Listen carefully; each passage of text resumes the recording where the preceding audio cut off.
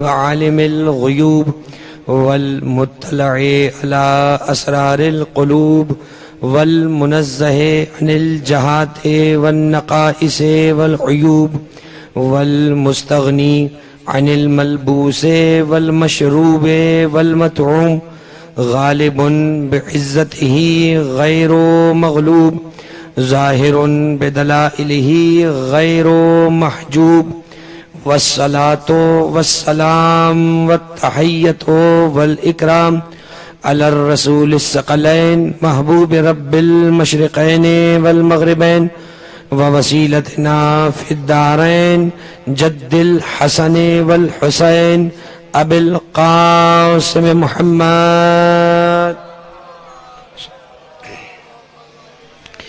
وآلہ الطیبین الطاہرین المعصومین المظلومین المنتجبین المنتخبین اما بعد فقد قال اللہ سبحانہ وتعالی فی محکم کتابہ المجید وفرقانہ الحمید وقولہ الحق بسم اللہ الرحمن الرحیم ان اللہ اصطفى علیکم وزادہ بسطة فی العلم والجسم واللہ یؤتی ملکہ من یشاء.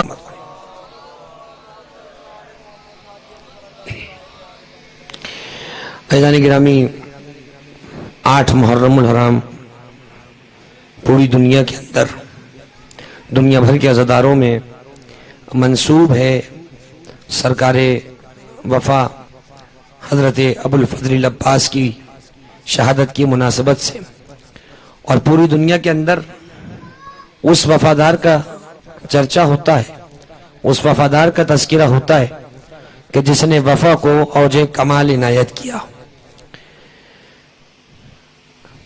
پوری کائنات کے اندر غم امام حسین منایا جا رہا ہے، دنیا کے گوشے گوشے پر پرچم امام حسین لہرا رہا ہے، اور پرچم امام حسین کائنات کے گوشے گوشے میں لہرا کر بتا رہا ہے کہ وہ علمدار جس نے اس علم کو 61 ہجری میں اٹھایا تھا، آج تک اس کے ہاتھوں کے صدقے میں وہ پرچم بلند ہے، اور یہ پرچم بلند سے بلند تر ہی ہوتا چلا جا رہا ہے.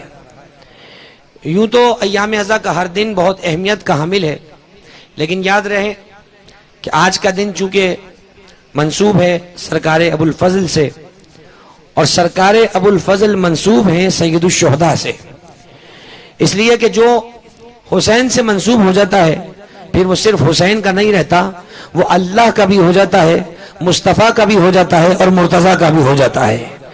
یعنی میں دوسرے لفظوں میں عرض یہ کرنا چاہ رہا ہوں کہ اگر آج کوئی چاہتا ہے کہ اسے اللہ کی معیت، مصطفیٰ کی محبت اور مرتضیٰ کی شفاعت نصیب ہو، وہ اپنے کو عباس کا غلام گردان لے، وہ اللہ کا بھی کہلائے گا، مصطفیٰ کا بھی کہلائے گا، مرتضیٰ کا بھی کہلائے گا.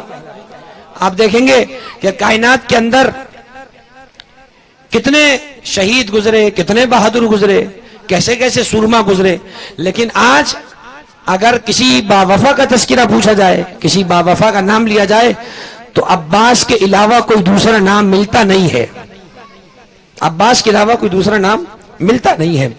تو عزیزان گرامی، میں نے اس مجلس سے عزا کے لیے کہ جو سال ہر سال سے اس عہد وفا کو پورا کرتے ہوئے احباب کی جانب سے، بانیان کی جانب سے منعقد کی جاتی ہے، اور مجھے یہ شرف حاصل ہوا کہ میں سرکار ابوالفضل کی خدمت میں ہدیہ عقیدت پیش کرنے کے لیے اس مجلس میں حاضر ہوا.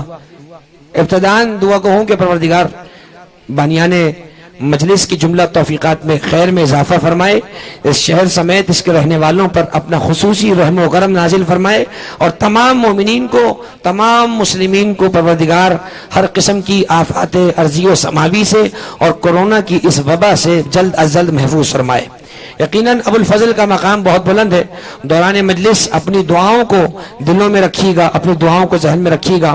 جو بیمار ہے، پریشان حال ہے، جس نے التماس سے دعا کہا ہے، یا جسے آپ جانتے ہیں کہ فلاں شخص پریشان ہے، اس کے لیے سرکار ابوالفضل کی بارگاہ میں دعا کیجیے گا. انشاءاللہ سرکار ابوالفضل کے وسیلے سے پروردگار ان ساری دعاؤں کو قبول فرمائے گا. میں نے اس مجلس کے لیے قرآن مجید کی جس آیت کو تلاوت کیا ہے وہ سورہ مبارکہ بقرہ کی آیت نمبر 247 ہے، اور سورہ مبارکہ بقرہ قرآن مجید کا سب سے بڑا سورہ ہے اور قرآن کا سب سے چھوٹا سورہ سورہ مبارکہ کوثر ہے۔ سورہ بقرہ کی ایک آیت کا ٹکڑا میں نے آپ حضرات کے سامنے پڑھا ہے، اس کا رکوع تو بہت طویل ہے لیکن چونکہ جتنے ٹکڑے پہ مجھے بات کرنی ہے میں نے وہ ٹکڑا آپ حضرات کے سامنے پڑھا۔ سورہ بقرہ آیت نمبر 247۔ پروردگار اس آیت میں تذکرہ کر رہا ہے طالوت بادشاہ کا، جو داؤد علیہ السلام کے زمانے میں موجود تھا۔ آپ سورہ بقرہ کا آخری رکوع جب اٹھا کے پڑھیں گے تو وہاں پر یہ سورہ کے اندر آیت نمبر 247 موجود ہے۔ حضرت داؤد علیہ السلام کے زمانے میں طالوت بادشاہ تھا جو کہ مومن تھا، اللہ کو ماننے والا تھا۔ جب حضرت داؤد کی قوم میں یہ بحث چھڑی، میں بغیر کسی تمہید کے آپ کی سماعت پر اعتبار کرتے ہوئے بغیر کسی تمہید کے آپ سے متصل ہو گیا ہوں اور آپ کے حوالے اپنے موضوع کو کر رہا ہوں۔ حضرت داؤد کے زمانے میں جب یہ بحث چھڑی کہ کون امت کی قیادت کرے، کس کے ہاتھ میں بادشاہت دی جائے، تو بہت سے لوگوں نے بہت سے نام پیش کرے۔ کسی نے کہا فلاں کو بادشاہ بنا دو، کسی نے کہا فلاں کو قوم کا بادشاہ رہبر اور رہنما بناؤ، کسی نے کہا فلاں کو بناؤ۔ یعنی پہلے دن سے ہی اللہ کی رائے کے سامنے بندوں کی رائے شروع سے موجود رہی۔ بندے کہہ رہے تھے اسے بناؤ، لیکن اللہ یہ طے کر چکا تھا بنے گا وہی جسے ہم بنائیں گے، بنے گا وہی جسے ہم چن لیں گے، بنے گا وہی جس کی نشانیاں ہم بیان کر دیں گے کہ ہماری طرف کا نمائندہ کیسا ہونا چاہیے۔ ذرا جملے کو محسوس کریے گا، مجھے جانا ہے علم اور علمدار تک اور شبیہ ذوالجناح برآمد ہو جانی ہے، لیکن اس کے لیے ایک موضوع سے گزرنا یہ بہت ضروری ہے۔ اب سورہ بقرہ کی آیت نمبر 247 میں پروردگار ارشاد فرماتا ہے وَإِنَّ اللَّهَ اسْتَفَىٰ عَلَيْكُمْ وَزَادَهُ بَسْطَةً فِي الْعِلْمِ وَالْجِسْمِ۔ اس آیت کو محفوظ رکھیے گا اور یہ آیت وسیلہ بنے گی حضرت ابو الفضل کی شخصیت تک پہنچنے کا۔ اللہ قرآن میں قاعدہ بیان کرتا ہے، یہ ذہن میں رہے، قرآن مجید قاعدے کی کتاب ہے، فارمولے کی کتاب ہے، اصول کی کتاب ہے، قانون کی کتاب ہے۔ قرآن جو اصول بنا دیتا ہے، زمانہ ادھر ادھر ہو سکتا ہے، قرآن کا قانون نہیں بدل سکتا۔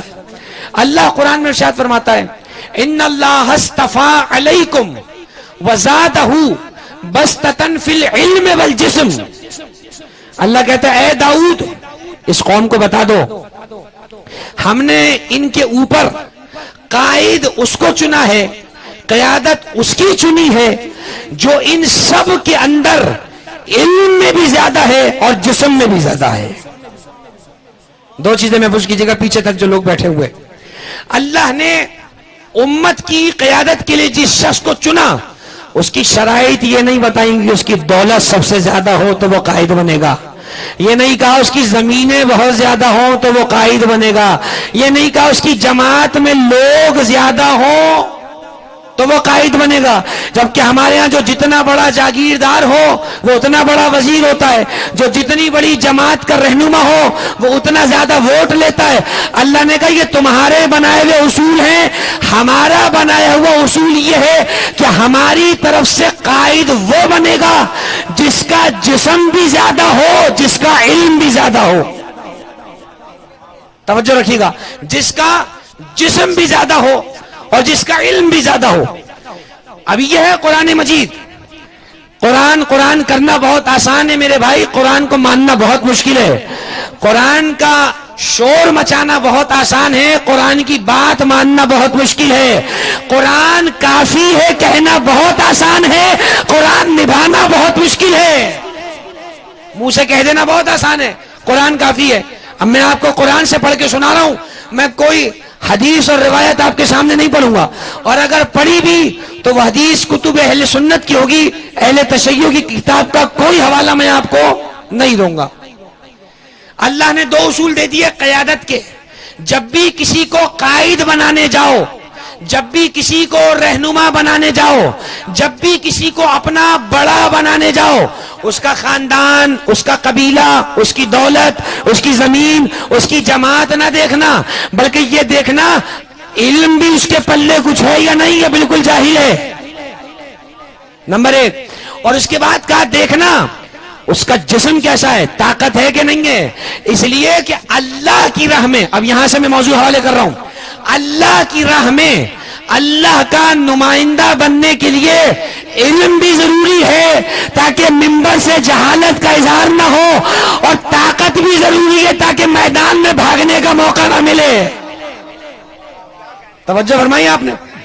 میں نے قرآن مجید کی آیت پڑھی، سورہ بقرہ آیت نمبر 247، اس کو محفوظ رکھیے گا، اور جہاں جہاں تک گفتگو جتنے وسائل سے پہنچتی چلی جائے اسے محفوظ کیجیے گا۔ دو طریقے اللہ نے بتائے۔ دیکھیے، ایک ہمارا عقیدہ ہے، اور الحمدللہ تقریباً کا یہی عقیدہ ہے، لیکن آدھے تک ہے، آدھے میں جو ہمارا ہے وہ پھر دوسروں کا نہیں ہے۔ ہمارا عقیدہ یہ ہے کہ نبی اپنے زمانے کا سب سے زیادہ بہادر انسان ہوتا ہے۔ ذرا سمجھیے گا اس کو۔ ہمارے یہاں دوسری شرط یہ ہے کہ نبی اپنے زمانے میں سب سے زیادہ جاننے والا ہونا چاہیے، جسے عربی میں کہتے ہیں عالم، اور عالم سپرلیٹو ڈگری ہے۔ سپرلیٹو ڈگری کے بعد کوئی ڈگری نہیں ہوتی ہے، سپرلیٹو ڈگری یعنی عالم، سب سے زیادہ جاننے والا، اکبر سب سے زیادہ بڑا، اعلیٰ بہت زیادہ بلند۔ اب اعلیٰ کے اوپر کچھ بھی نہیں ہوتا ہے، ٹھیک ہے؟ ہمارے نزدیک نبی اور امام سب سے بہادر بھی ہوتا ہے، سب سے زیادہ جاننے والا بھی ہوتا ہے، سب سے زیادہ سخی بھی ہوتا ہے، سب سے زیادہ کریم بھی ہوتا ہے، سب سے زیادہ رحم کرنے والا ہوتا ہے۔ یعنی جتنی اچھائیوں کا میدان ہو ان میں سب سے آگے نبی ہوتا ہے اور سب سے آگے امام ہوتا ہے۔ کیوں؟ اگر امام سے زیادہ بہادر کوئی ہو تو پھر ضروری تھا اللہ اسے امام بنا دیتا، اس کو امام کیوں بنایا؟ نبی کے لیے ضروری ہے بہادر ہو، امام کے لیے ضروری ہے سب سے زیادہ بہادر ہو، لیکن نبی کے لیے یہ ضروری نہیں ہے کہ وہ لڑے بھی۔ دیکھیے، ایک مرتبہ ایک آدمی بہت بہادر ہے، لیکن ضروری نہیں ہے کہ وہ سب سے لڑتا پھرے۔ بہت بہادر ہے، کبھی وقت پڑے گا تو لڑکے دکھائے گا۔ اور ایک جملہ عرض کروں، میرے نبی سب سے زیادہ بہادر تھے کائنات میں۔ جملہ کہوں، میرا نبی مصطفیٰ مرتضیٰ سے بھی زیادہ بہادر تھا۔ لیکن کیا تم نے کبھی سنا کہ میرے نبی نے فلاں جنگ میں یہ کیا، فلاں جنگ میں یہ کیا؟ نہیں میرے دوستو، نبی جنگ اس لیے نہیں کرتے تھے کیونکہ اللہ قرآن میں کہہ چکا تھا وَمَا أَرْسَلْنَاكَ إِلَّا رَحْمَةً لِّلْعَالَمِينَ، مصطفیٰ ہم نے تجھے جہانوں کے لیے رحمت بنایا ہے۔ اور جو جہانوں کے لیے رحمت ہو وہ لڑتا ہوا اچھا نہیں لگتا ہے۔ اچھا، اب مجھے بتائیے، اگر نبی نہیں لڑیں گے تو ہر کوئی اسلام کو اٹھ کے چیلنج کرتا رہے گا، ہر کوئی اسلام کو اٹھ کے للکارے گا۔ اب ضروری تھا کہ نبی نہ لڑے، نبی کو کوئی ایسا تحفہ عنایت کر دیا جائے کہ جو نبی کی طرف سے لڑے اور وہ نبی کا لڑنا کہلائے۔ لڑے وہ، کہا جائے نبی نے لڑا۔ دیکھیے، میں جملہ عرض کرتا ہوں، قرآن مجید کی ایک اور آیت سنیے۔ یہ ہمارا ہی نصیب ہے کہ ہم بغیر رمضان کے قرآن مجید کا ثواب کما لیتے ہیں مجلسوں کے اندر۔ جتنی آیتیں پڑھی جائیں گی، قرآن پڑھنے کا بھی ثواب، قرآن سننے کا بھی ثواب۔ اب ایک آیت قرآن کی پڑھتا ہوں، ارشاد ہوا بسم اللہ الرحمن الرحیم، یا ایھا النبی، اے میرے محبوب نبی، جاہد الکفار والمنافقین، اے میرے محبوب نبی کافروں سے بھی جنگ کرو، منافقوں سے بھی جنگ کرو۔ آیت آ گئی، میرے نبی نے بدر کی جنگ لڑی کافروں سے، احد کی جنگ لڑی کافروں سے، حنین کی جنگ لڑی کافروں سے، خیبر کی جنگ لڑی یہودیوں سے، حنین کی جنگ لڑی کافروں سے، موتا کی جنگ لڑی کافروں سے۔ چھوٹی بڑی 80 جنگیں ہیں میرے رسول کی، اور ساری کی ساری ہیں کافروں کے ساتھ۔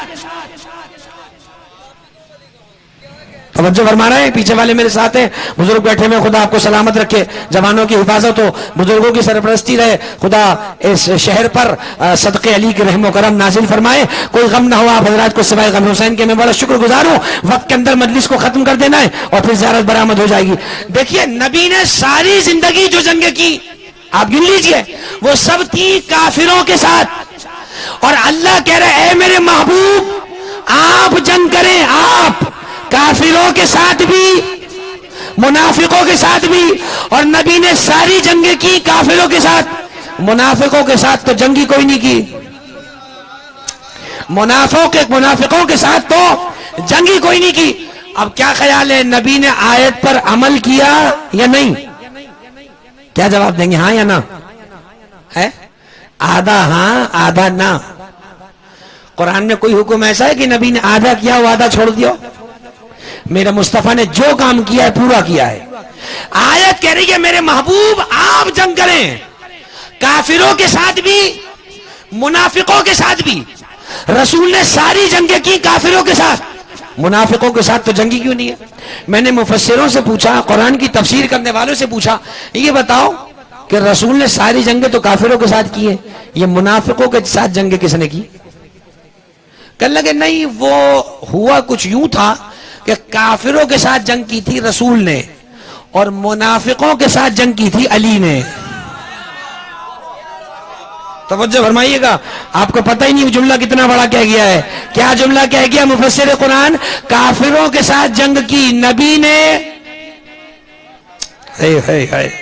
جب خود ہی مان لیا منافقوں کے ساتھ جنگ کی علی نے، تب رونے کی ضرورت کیا ہے جب خود ہی تم نے مان لیا؟ لیکن میں نے کہا بات سنو، یہ منافقوں کے ساتھ جنگ کرنے کا علی کو کس نے کہا تھا؟ علی کو تو اللہ نے کہا ہی نہیں. اللہ تو کہہ رہے میرے محبوب آپ جنگ کریں کافروں کے ساتھ اور آپ جنگ کریں منافقوں کے ساتھ.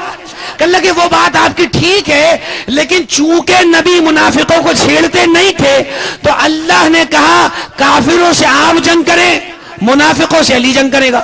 میں نے کہا آیت تو کہہ رہی ہے یا ایھا النبی، اے میرے نبی آپ جنگ کریں. اس کا مطلب یہ ہوا جب تک یہاں ایھا النبی کے اندر علی کو نہیں رکھو گے آیت پوری نہیں ہوتی ہے، علی کو رکھنا پڑے گا. اب ایک جملہ اور عرض کرتا ہوں، ایک اور آیت قرآن کی سنیں. ارشاد ہوا قاتل فی سبیل اللہ. یہ قاتل اردو والا نہیں جسے قتل کرنے والا کہتے ہیں، عربی میں قاتل کہتے ہیں قتال کرو. امپیریٹو سینٹینس، حکم کا جملہ قتال سے نکلا ہے. قاتل فی سبیل اللہ، اے میرے محبوب اللہ کی راہ میں آپ جنگ کرو. ولا تکلفو الا نفسک، آپ جنگ کرو یہ آپ کا نفس جنگ کرے. دو کا حکم آیا ہے، دو کا حکم آیا ہے. آیت پڑھی میں نے قرآن کی، قاتل فی سبیل اللہ، اے میرے محبوب یا آپ جنگ کرو، ولا تکلفو، اور کسی کو تکلیف نہ دینا، الا نفسک، بس یا اپنے کو تکلیف دینا یا اپنے نفس کو تکلیف دینا. توجہ فرمائی آپ نے، یا اپنے کو تکلیف دینا یا اپنے نفس کو. ہو گئی بات؟ اچھا اب یہ اتنی آسان بات ہے کہ بچے بچے کو معلوم ہے. ابھی 24 ذی الحجہ ہم سچوں نے مل کر سچی عید کا جشن منایا. ظاہر ہے کہ جو سچا تھا اس نے مباہلے کا جشن منایا اور جو سچا نہیں تھا اس کو پتہ ہی نہیں چلا کہ مباہلہ گزر کب گئی. مباہلے کے اندر آیت نے نفس رسول کہا علی کو. علی ہے نفس رسول، علی نفس رسول سب نے لکھا ہے. کوئی تفسیر اہل سنت کی اٹھا کر لے آئے، امام احمد رضا بریلوی کا ترجمہ کنز الایمان لے آئے، اشرف علی تھانوی دیوبندی کا ترجمہ لے آئے، فتح محمد جالندھری کا ترجمہ لے آئے، جو ترجمہ اہل سنت کا اٹھا کر لے آئے میں آپ کو لکھا ہوا دکھا دیتا ہوں. سب نے لکھا کہ مباہلے کی آیت میں رسول کے نفس کی جگہ اگر کوئی گیا ہے تو صرف علی گیا ہے، صرف میرا مولا علی گیا ہے. اور اب آیت کہہ رہی ہے حبیب صرف آپ جنگ کریں یا وہ جنگ کرے جو آپ کا نفس ہے. میں کہوں یا رسول اللہ آپ کے لشکر میں تو بڑے جان دینے والے موجود ہیں، آپ کے لشکر میں بڑے بڑے بہادر موجود ہیں، یہ ساری جنگ کا بوجھ علی کے کاندھوں پہ کیوں ڈال دیا؟ تو رسول جواب دیں گے کہ مجھے ان کے لڑنے پہ شک نہیں ہے، نہ مجھے ان کی نیت پر شک ہے. مجھے تو پتا ہے یہ بڑی محبت مجھ سے کرتے ہیں. یہ کبھی بھی نہیں کہیں گے، یہ کبھی بھی نہیں کہیں گے کہ ہم نہ ہوتے تو محمد کی جان نہ بچائی جاتی، ہم نہ ہوتے تو محمد کا دین نہ پھیلتا. لیکن ان کی جو اولادیں قیامت تک آئیں گی وہ قیامت تک پھر یہی کہیں گی ہمارے بڑے نہ ہوتے تو نبی جنگ میں نہ بچتے، ہمارے بڑے نہ ہو تو دین نہ بچتا. اللہ نے کہا ہم قیامت تک یہ اصول بنا دیں گے کہ کوئی یہ کہہ ہی نہ سکے کہ ہمارے بڑے نہ ہوتے تو نبی نہ بچتے. صرف نبی کے دین پر یا ابو طالب کا احسان ہو یا علی کا احسان ہو، اور کسی کا احسان ہی نہ ہو، کسی کا احسان نہ ہو. یا علی توجہ فرمائی آپ نے. قاتل فی سبیل اللہ، اے حبیب ہمارے راستے میں آپ جنگ کریں. جنگ کرنے کے لیے جہاں بہادر ہونا ضروری ہے وہاں عقل مند ہونا بھی بڑا ضروری ہے. یاد رکھیے جو بہادر عقل سے نہ لڑے وہ دشمن سے پہلے خود کو تلوار مار لیتا ہے. بہادر کا مطلب کیا ہے؟ آپ کیا سمجھتے ہیں بہادر کا مطلب؟ کہ میدان میں 100-150 لوگوں کے بیچ میں آ جائے گردنیں کاٹنا شروع کر دے بس؟ نہیں، غلط ہے یہ تعریف بہادر کی، بالکل غلط ہے. مولا علی سے پوچھا بہادر کسے کہتے ہیں؟ مولا نے فرمایا بہادر اسے کہتے ہیں جو وقت پہ غصے کو پی جائے اور وقت آنے پر جنگ کرے، اسے بہادر کہتے ہیں. وہ جو 25 سال میرے مولا نبی کے بعد چپ رہے، وہ بہادری تھی. سب کچھ ہوتے ہوئے علی نے غصے کو کنٹرول کیا، صرف اس لیے کہ نبی کا دین ضائع نہ ہو جائے، نبی کے دین کی محنت ضائع نہ ہو جائے. عزیزان گرامی، علی رسول کے میدان کا وہ شہ سوار ہے. جس جنگ میں علی ہوتے تھے صحابہ چین سے خیمے میں سوتے تھے. آج علی ہے پرواہی کوئی نہیں ہے. توجہ کری نہیں کری آپ نے؟ ہم نے تو صحابہ کرام سے یہی سیکھا ہے جہاں علی ہو وہاں پریشانی کی ضرورت نہیں ہے. خیبر 39 دن لوگ جاتے رہے. علامہ اظہر حسن زیدی پڑھا کرتے تھے، کبھی لشکر بھاگ کر آ جاتا تھا، کبھی علم والے بھاگ کر آ جاتے تھے. لشکر کہتا تھا پہلے یہ بھاگ آئے، علم والا کہتا تھا پہلے لشکر بھاگ آئے. رسول سر جھکا کر کہتے تھے اللہ میں کروں تو کیا کروں، میں کروں تو کیا کروں. یاد ہے خیبر؟ یاد نہیں ہے؟ 40 دن خیبر میں لگے. 40 دن. خیبر کوئی گلی نہیں ہے کہ ادھر سے گھسے وہاں سے فتح کر لیا، بہت بڑا قلعہ تھا. سارے خیبر کے قلعے، یہودیوں کے قلعے فتح ہو گئے. ایک قلعہ رہ گیا تھا، اس کا نام ہے خیبر. میں آ رہا ہوں جنگ سے علمدار تک. علی نے نہیں کہا کہ مجھے بھیج دو، اس لیے کہ علی کو پتا ہے کہ علی کو کب جانا ہے. نبی نے جب دیکھا کہ سب لوگ واپس آ رہے ہیں اور اب 40 دن ہونے والے ہیں، فتح نہیں ہو رہی ہے خیبر کی، تو رسول نے کہا کل میں علم اس شخص کو دوں گا جو مرد ہوگا، بھاگنے والا نہیں ہوگا، پلٹ کے حملے کرنے والا ہوگا، اللہ اور رسول سے محبت کرتا ہوگا اور اللہ اور رسول اس کو محبت دیں گے. ولا يرجع حتى يفتح اللہ علی یدیہ. یہ بخاری کی حدیث ہے. بخاری کے اندر کتاب المغازی باب غزوہ خیبر، پلے اسٹور سے بھی ڈاؤن لوڈ کریں گے اردو کی بخاری تو اس میں کتاب المغازی کھولیے. کتاب المغازی میں غزوہ خیبر کا جو چیپٹر ہے اس میں یہ حدیث لکھی ہے. امام بخاری کہتے ہیں حضور نے علی کے لیے فرمایا کل میں جسے بھیجوں گا وہ خیبر فتح کیے بغیر واپس نہیں آئے گا. میں کہوں یا رسول اللہ کتنی بڑی بات آپ کر رہے ہیں، آپ نے علی سے پہلے بھی تو لوگوں کو بھیجا تھا، آخر ہوا کیا؟ رسول کہیں گے دوسروں کی بات اور ہے، آدمی اپنی ذمہ داری تو لے سکتا ہے. علی میرا نفس ہے اور مجھے پتا ہے علی جب تک خیبر فتح نہ کرے واپس نہیں آئے گا. توجہ فرمائی آپ نے؟ علی جب تک خیبر فتح نہ کرے علی واپس نہیں آئے گا. اب میں خیبر کی جنگ تو نہیں پڑھوں گا، پوری خیبر کی جنگ علی نے فتح کر لی. شاہ عبدالحق محدث دہلوی اہل سنت کے عالم ہیں، ان کی کتاب ہے مدارج النبوت 2 جلدوں پر. شاہ عبدالحق محدث دہلوی نے لکھا کہ خیبر کا دروازہ 120 لوگ مل کر کھولا کرتے تھے اور 120 لوگ مل کر اسے بند کیا کرتے تھے. شاہ عبدالحق محدث دہلوی کہتے ہیں جس دروازے کو 120 لوگ مل کے کھولتے تھے اسے علی نے ایک ہاتھ سے اٹھا کر پھینک دیا تھا. لکھا ہوا ہے. میں نے کتاب کا حوالہ دے دیا، جس ذوق کو جا کر حوالے کی تحقیق کر لے. اسی طریقے سے ایک کتاب اہل سنت کی، اس کا نام ہے عجیب و غریب کتاب تاریخ انفس النفیس، اور یہ لکھنے والے ہیں اہل سنت کے بہت بڑے عالم علامہ محمد حسین دیار بکری. کتاب کا نام یاد کر لیں. اس میں بھی روایت ہے اور اس میں تو عجیب روایت ہے. کہتے ہیں ایک دروازہ مولا نے غصے میں پھینکا آسمان پر، اکھاڑ کے پھینکا، اور جب تک وہ آسمان نے پھینکا وہ ابھی تک واپس نہیں آیا ہے، ابھی تک واپس نہیں آیا، آسمان میں جا رہا. اور دوسرا دروازہ جو میرے مولا علی نے ہاتھ سے اکھاڑا ہے تو خیبر کے پاس کھودی ہوئی تھی خندق، جسے آپ خندق سمجھتے ہیں، جو گہرائی کھودی ہوئی ہے تاکہ لشکر ادھر کی طرف نہ آ سکے. اب صحابہ کرام نے پوچھا یا علی ہمیں تو خیبر کے قلعے کے اندر جانا ہے، غنیمت کا مال بھی تو ہے نا اندر، وہ مسلمانوں کا ہی تو ہے اور کس کا؟ جب جنگ جیت جاتے تھے تو مسلمانوں کا ہی تو ہوتا تھا. یا علی ہمیں اندر جانا ہے، خیبر کے آگے خندق کھودی ہوئی ہے. چنانچہ میرے مولا علی نے دروازے کو پل بنایا، ایسے پکڑا اور خندق کے اندر اتر گئے اور ایسے کر کے دروازے کو پل بنایا کہ آتے رہو. لشکر جاتا رہا جاتا رہا جاتا رہا. میں صحابہ کرام کی آنکھوں کے قربان ہو جاؤں. پیاری پیاری آنکھوں نے کیا کیا چیزیں ہمیں بتائیں. ایک صحابی کی نگاہ علی کے پیروں پہ پڑ گئی. علی کے پیروں پہ نگاہ پڑی, دیکھا علی کے پیر زمین پہ نہیں ہے.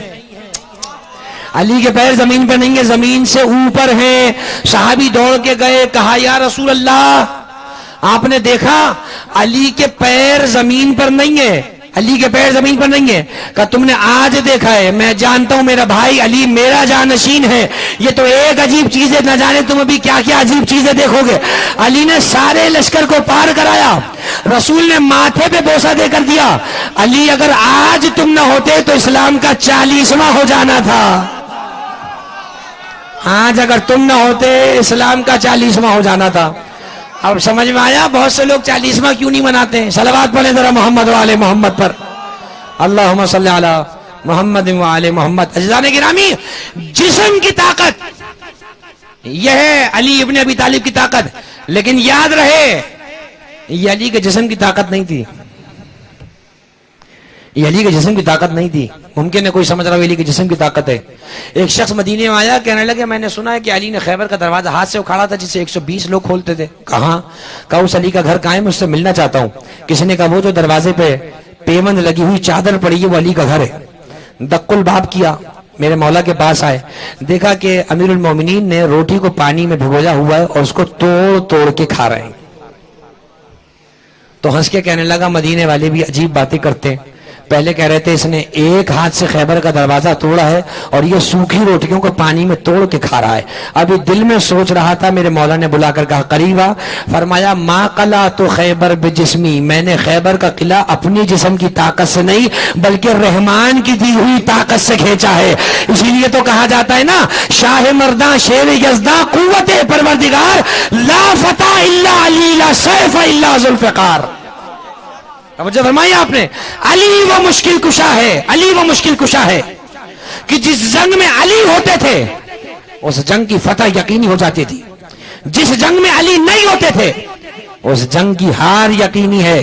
اسی لیے بڑے بڑے صحابہ, بزرگ صحابہ کہا کرتے تھے, حضرت ابو بکر کا جملہ تاریخی کتابوں میں موجود ہے, اللہ کی پناہ مانگ کے کہا کرتے تھے اعوذ باللہ من اکون من قوم لست فیہا ابو الحسن.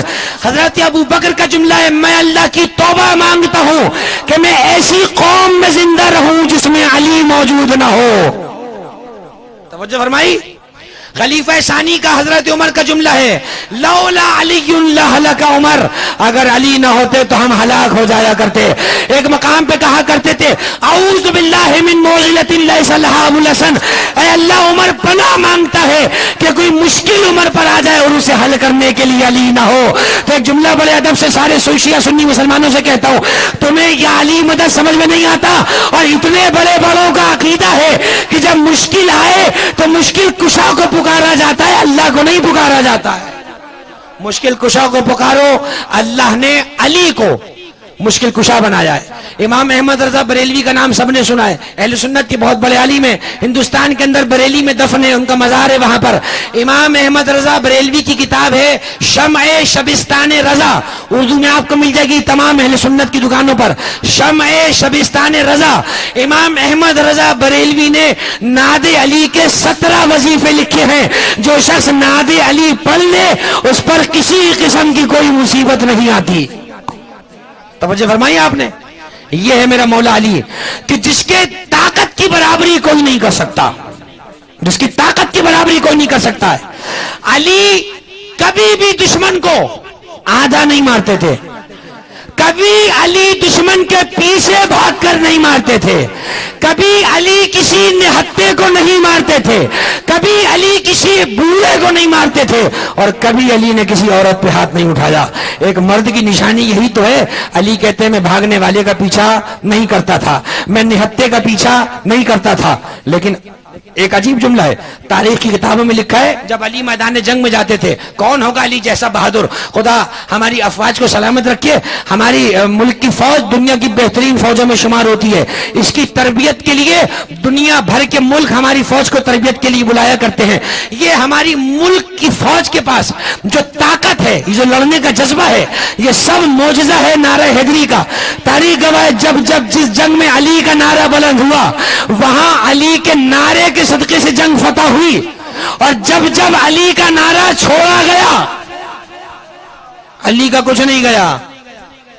تاریخ گواہ ہے علی کو چھوڑ کے علی کا کچھ نہیں جاتا ہے، علی کو جو دنیا کو جو چھوڑ کے علی کے پاس آ جائے اس کا جاتا کچھ نہیں ہے، اور جو علی کو چھوڑ کے چلا جائے اس کے پاس رہتا کچھ نہیں ہے۔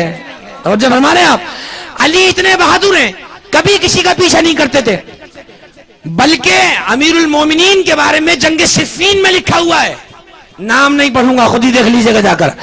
جنگ صفین میں ایک شخص کا پیچھا علی نے کیا، اس کے ہاتھ سے تلوار چھوٹ گئی، اس نے کہا اگر آج میں نے کچھ نہ کیا تو آج میری موت پکی ہے، یقینی ہے۔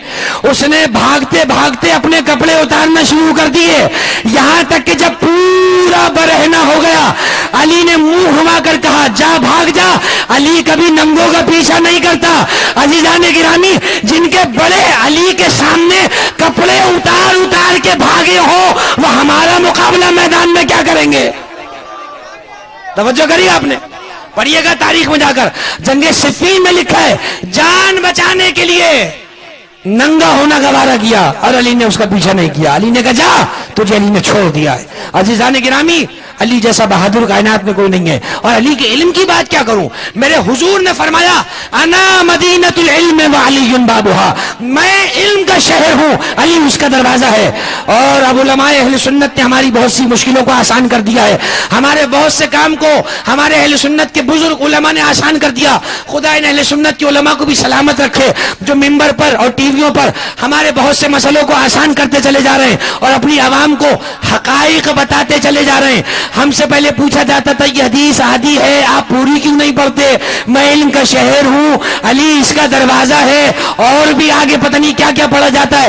بزرگ اہل سنت کے علماء نے بتا دیا یہ حدیث اتنی ہی صحیح ہے، اس کے آگے کی حدیث صحیح نہیں ہے۔ میں شہر ہوں، علی دروازہ ہے۔ بس میں آ رہا ہوں اپنے جملوں کی طرف اور وقت میں گفتگو سمجھ جائے۔ میں شہر ہوں، علی دروازہ ہے۔ آپ نے بڑے بڑے شہر بھی دیکھے، بڑے بڑے گھر بھی دیکھے ہوں گے۔ یہ بتائیے اگر 600 گز کا، اب ہمارے یہاں گز ہوتا ہے، آپ کے مرلہ ہوتا ہے، پتہ نہیں کتنا کہلائے گا وہ، اگر ایک بڑا سا بنگلہ کسی کا بنا ہوا ہو اور اس بنگلے میں دروازہ چھوٹا سا لگا ہوا ہو،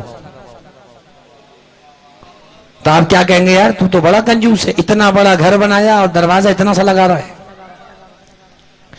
جتنا بڑا گھر ہوتا ہے اتنا ہی بڑا دروازہ ہوتا ہے، اس لیے کہ دروازے کو دیکھ کے پتہ چلتا ہے کہ گھر اندر سے کتنا اچھا ہوگا۔ توجہ کریے گا عزیزان گرامی، یہ باتیں نہیں ہیں کہ سن کے اٹھ کے چلے جائیں، کپڑے جھاڑ کر، سمجھنے کی ضرورت ہے۔ جتنا بڑا دروازہ ہو اس سے پتہ چلتا ہے شہر کتنا بڑا ہوگا۔ اور دوسری بات بتاؤں دروازے کا مزاج کیا ہے؟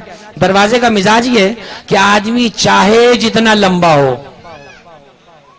جتنا لمبا کیوں نہ ہو، دروازے سے جب بھی آئے گا اپنے سر کو جھکا کر آئے گا۔ اچھا بھائی کوئی کہے مولانا اگر وہ سر نہ جھکائے، دیوار کود کے گھر میں آ جائے، چور تو ہوگا تو اسے کہ جوتے مارو گے یا چائے پلاؤ گے؟ اسے جوتے مارے جائیں گے۔ جو دروازہ کود کر آئے اسے چور کہا جاتا ہے، توجہ رہے۔ جو دروازے کے اندر سے آئے اسے مہمان کہا جاتا ہے۔ حضور نے کہا میں علم کا شہر، علی اس کا دروازہ۔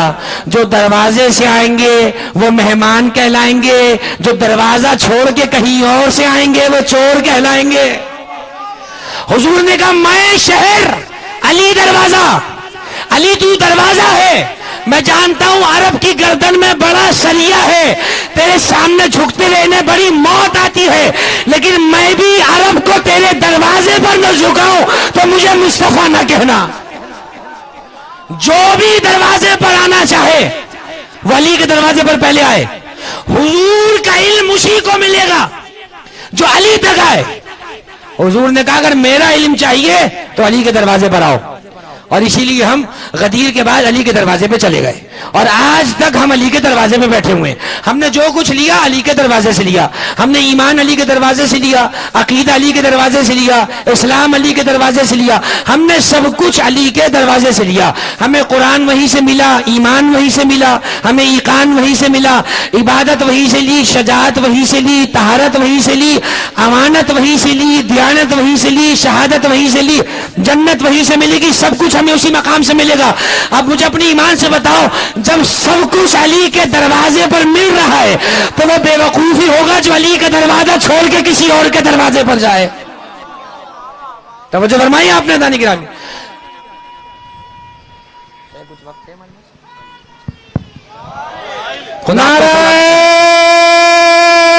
حیدری، توجہ فرما رہے ہیں آپ؟ مجھے آنا ہے ابو الفضل تک، لیکن میں ابو الفضل کے بابا کو، امیر المومنین کو وسیلہ بنا رہا ہوں ابو الفضل تک پہنچنے کا۔ اب آپ دیکھیے، یہ ہے علی کا علم اور یہ ہے علی کی جلالت۔ میرے مولا کے علم کے بارے میں کیا بیان کروں؟ کوکب دری کتاب کا نام ہے، علامہ صالح ترمذی کشفی حنفی، کوکب دری کتاب کا نام اردو میں ہر جگہ موجود ہے۔ اس کے علاوہ سینکڑوں کتب اہل سنت میں حضور کی روایت ہے۔ حضور فرماتے ہیں اللہ نے علم کے 10 حصے بنائے، 9 حصے علی کو دیے، 1 حصہ پوری دنیا کو دیا ہے، 1 حصہ پوری دنیا کو دیا۔ آج بڑی بڑی یونیورسٹیاں، بڑے بڑے ادارے، بڑے بڑے مدرسے، بڑے بڑے عالم، علامہ، پروفیسر، ڈاکٹر، سائنسدان، سب کچھ ایک علم کا نتیجہ، ایک علم کا، اور وہ 9 حصے میرے مولا کو دیے۔ سوچو علی کے پاس کتنا علم ہوگا، سوچو علی کے پاس کتنا علم ہوگا، علی کیا نہیں کر سکتے، علی کیا نہیں بتا سکتے۔ ایک مرتبہ کوفے میں میرے مولا بیٹھے ہوئے تھے، علی نے اپنے علم کے بارے میں جملہ کہا، کسی نے کھڑے ہو کے کہا یا علی یہ کیسے ہو سکتا ہے؟ آپ پوری کائنات کے لوگوں کا علم رکھیں، آپ پوری کائنات کے لوگوں کا علم رکھیں، آپ ساری سمندروں کے قطرات کا علم رکھیں، آپ سمندر کے ستاروں کی تعداد جانیں، ریت کے ذروں کو جانیں۔ مسکرا کر فرمانے لگے میں تو یہ بھی جانتا ہوں کہ تو کس کا بیٹا ہے، تیرا باپ کون ہے، تیری ماں کون ہے۔ اگر تو چاہے تو مجمع میں سب کے سامنے بتاؤں کہ تو جس کا بیٹا ہے تو اس کا بیٹا نہیں ہے، تو کسی اور کا بیٹا۔ علی شجروں کے علم جانتے ہیں، علی نسلوں کے علم جانتے ہیں، اور یہ سب برکت ہے رسول اللہ کی۔ رسول اللہ نے اپنا سارا علم علی ابن ابی طالب کے حوالے کیا ہے۔ اے میرے امتیوں، اے میرے کلمہ پڑھنے والوں، اے میرے نام کا دم بھرنے والوں، اے میری سنت پہ زندہ رہنے والوں، اگر میری سنت چاہیے تو علی سے لینا، کیونکہ علی وہ ہے جس نے میری گود میں آنکھ کھولی اور جس کی گود میں نے اپنی آنکھ کو بند کیا ہے، جس کی گود میں نے اپنی آنکھ کو بند کیا ہے۔ حضور کا غسل و کفن مولا علی نے انجام دیا ہے۔ حضرت عائشہ سے کوئی پوچھا کرتا تھا یہ بتائیے حضور کو کتنے کپڑوں کا کفن دیا گیا تھا، تو ام المومنین فرمایا کرتی تھی سل علیًا، علی سے جا کے پوچھو ہمیں نہیں پتا۔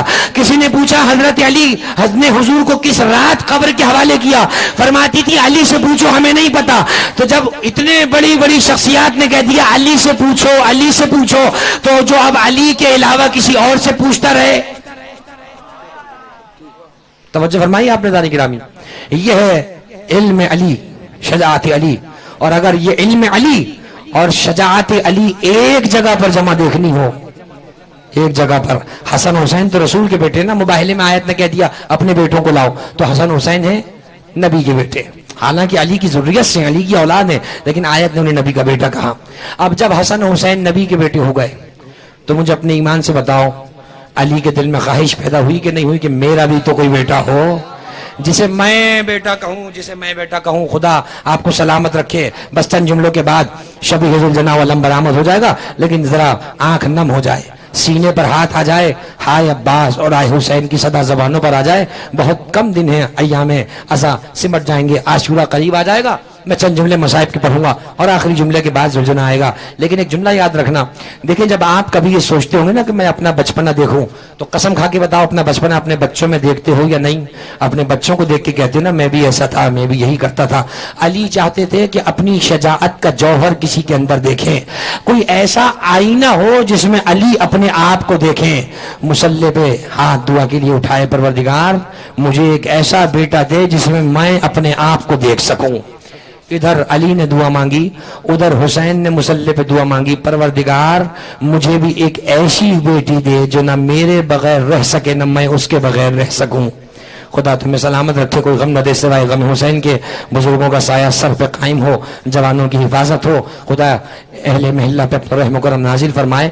آج 8 محرم ہے، اس جری کا علم اٹھے گا، اس جری کا ذوالجناح برآمد ہوگا کہ جس نے ہاتھ تو کٹائے مگر علم کو زمین پہ گرنے نہیں دیا. اسی لیے تو علم اٹھاتے نا بڑھ بڑھ کر. یہ عباس کی یاد ہے. معلوم ہے یہ علم کیا ہے؟ یہ علم وہ ہے کہ جب زینب کو عباس کا علم لہراتا ہوا نظر آتا تھا تو بیویوں سے کہتی تھی نہ گھبراؤ، میرا عباس ابھی زندہ ہے، میرا عباس ابھی موجود ہے. بڑی آس تھی زینب کبریٰ کو.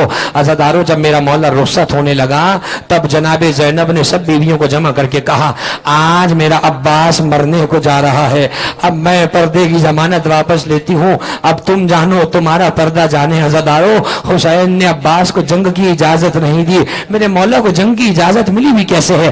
اگر عباس جنگ کر لیتے خدا کی قسم کربلا کا نقشہ بدل جاتا. لیکن عباس نے سکینہ کو اپنی گود میں اٹھایا، کہا سکینہ تم اپنے بابا سے ہمیں اجازت دلاؤ، ہم تمہارے لیے پانی لے کر آئیں گے. خدا کوئی غم نہ دے سرائے غم حسین کے. صبح سے عباس کے سقہ بنے ہوئے ہو نا، عباس کی یاد میں بچوں کو سقہ بنایا ہے. خدا آپ کی نسلوں میں عزاداری کو جاری فرمائے، خدا تمہاری نسلوں میں وفاداری کو قائم فرمائے. عزادارو عباس کو اجازت مل گئی ہے. شہادت کے چند جملے پڑھوں گا اس لیے اس کے بعد ذوالجناح برآمد ہونا ہے. لیکن عباس کی کچھ مصیبتیں ایسی ہیں جو عباس نے خواب میں آ کے خود اپنے ذاکروں کو بتائی ہیں. اللہ اکبر. کربلا کا ایک ذاکر ہے، عباس کے مسائل پڑھتا ہے. ایک رات عباس اس کے خواب میں آتے ہیں اور آ کر کہتے ہیں تو ہمارے سارے مسائل پڑھتا ہے، میری ایک مصیبت تو میرے چاہنے والوں کو نہیں بتاتا. اس نے کہا مولا وہ کون سی مصیبت ہے؟ کہا تو میرے چاہنے والوں کو ذرا یہ تو بیان کر کہ جب کوئی شہید گھوڑے سے زمین پہ آتا تھا تو اپنے ہاتھوں کا سہارا لے لیتا تھا. ذرا میرے سننے والوں کو یہ تو بتا کہ جب میں گھوڑے سے زمین پہ آیا میرے ہاتھ نہیں تھے، میرے جسم پہ جتنے تیر لگے تھے میرے دائیں کے تیر بائیں سے نکل گئے، بائیں کے تیر دائیں سے نکل گئے تھے. ہاں عزادارو میرے ابوالفضل عباس کی شجاعت ہے، میرے مولا کی شہادت بڑی سخت ہے. عزادارو معلوم ہے عباس کا قد کتنا بلند تھا؟ علماء نے لکھا ان العباس کان رجلا وسیما یخطان قدمیہ علی الارض. میرے مولا کا قد اتنا بلند تھا کہ گھوڑے پہ بیٹھنے کے بعد عباس کے قدم زمین پہ نشان بناتے تھے. اتنا بڑا عباس، اور جب قبر بنی تو 6 مہینے کے بچے جیسی قبر ہے. عزاداروں مقاتل کے جملے ہیں. آیت اللہ مہدی بحر العلوم کے خواب میں مولا عباس آتے اور آ کر کہتے ہیں اے سید ہماری قبر میں سرداب کا پانی داخل ہو رہا ہے، ہماری قبر کی مرمت ذرا کر دی جائے. آیت اللہ مہدی بحر العلوم نے یہ خواب دیگر علماء کو بیان کیا.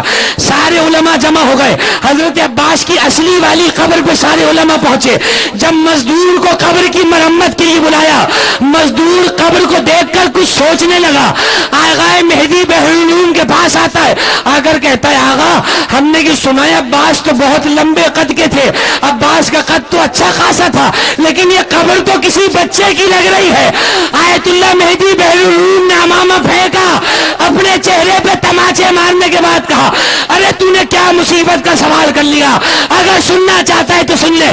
جب عباس گھوڑے سے زمین پر آئے، عباس کے اتنے ٹکڑے کیے گئے، لاشا اٹھایا نہ جا سکا.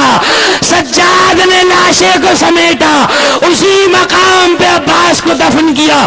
عزاداروں جب چوتھے امام جنازے پر آئے ہیں تو چچا کی قبر پہ کہا چچا تمہاری سکینہ کو زندان شام میں چھوڑ آیا. اے چچا عباس کہا کاش آپ کوفے کے بازار میں ہوتے، آپ دیکھتے کس طرح میری پھپھیوں کی چادر چھینی گئی، سکینہ کو تماچے مارے گئے۔ بس آخری جملہ تمہاری زحمتیں تمام۔ ارے جب عباس فرات کے کنارے سو گئے، عباس کا گھوڑا حسین نے ہاتھ میں پکڑا، عباس کا علم ہاتھ میں پکڑا، ابھی ذوالجناح کی شبی آ جائے گی، ایک ہاتھ میں حسین نے عباس کا گھوڑا پکڑا، ایک ہاتھ میں عباس کا علم پکڑا، آستینوں کو الٹا، گریبان کو چاک کرا، روتے ہوئے خیمے کے پاس آئے۔ خیمے کے باہر بچے کھڑے تھے۔ 4 برس کی سکینہ نے جب علم دیکھا، ذوالجناح کی شین پہ چچا نظر نہ آئے، آواز دی بابا میرے چچا کی کوئی خبر دو۔ عباس کے سکینہ کے سر پہ ہاتھ پھیرا، آواز دی سکینہ تمہارے چچا مارے گئے، چچا فرات کے کنارے سو گئے۔ آخری جملہ عزادارو علامہ اظہر حسن زیدی پڑھا کرتے تھے، خیمے کے باہر عباس کا علم لگایا، اپنی ابا کو فرش عزا بنا کے بچھایا، گریبان کھول کے کہا آؤ زینب عباس کا پرسہ دو، اے کلثوم عباس کا پرسہ دو۔ عباس ہماری کمر توڑ گئے، اب عباس کبھی ہماری مدد کو نہ آئے گے۔